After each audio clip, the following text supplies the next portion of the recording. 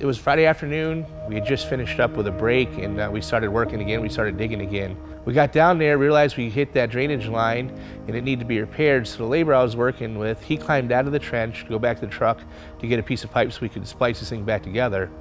And when he did that, I got down on the bottom of my knee in that 6.5 foot trench and just started cleaning out around both sides of that piece of pipe so we can make that repair. That laborer I was working with, I'm not really sure. I figured he was out of that trench for maybe 40 or 50 seconds or so, and that trench caved in on me. And they figured from where the dirt fell, it was like getting hit by a truck doing over 70 miles an hour. Every time I'd exhale, it just kept crushing my chest. And it got to a point where I couldn't inhale, I couldn't breathe. I was suffocating, I was trapped, I was gasping for air, I was fighting for my life, and I pretty much knew that I was gonna die right there in the bottom of that trench. The laborer that I was working with, luckily he heard me scream. And he came running over the side of that bank, and he kind of had an idea where I was. He didn't know for sure, but they knew if they used shovels, they were never going to get to me in time, and they probably wasn't going to make it. But they also know if they used the machine, that there was a good chance they were going to hit me and kill me with that machine. Luckily for me, they decided to use the machine. They took that first couple feet of dirt off. They didn't hit me.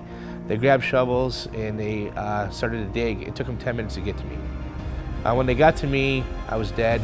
I had no pulse. I was blue in the face. I had dirt caked in my nose and my mouth. I was dead.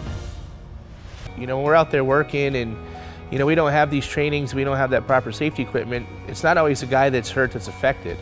I put my coworkers in a terrible situation. That coworker, he had to dig me out, he had to call my wife, he had to give me CPR. He was standing where I was just 40 or 50 seconds before. It would have caved in on both of us, neither of us would have made it out that day. All the therapy, the financial strain, there's just a whole bunch of things. Even 15 years later, it took me about 11 to 12 years before I'd even swim again. Make sure you get that safety equipment. Make sure you get that competent person training, whether United Rental offers it or whoever else. It's important that whatever you have on that, if you go on that project, you have that training so you know what you're looking at, you know what you're against, and just to make sure you use it, because you may get away with it for a year, you may get away with it a year or two. It took my boss 30 years, but eventually you're going to get in a situation where them trenches are going to cave in and you're going to have a fatality. You may not be as lucky to make it out, and it's going to change your life.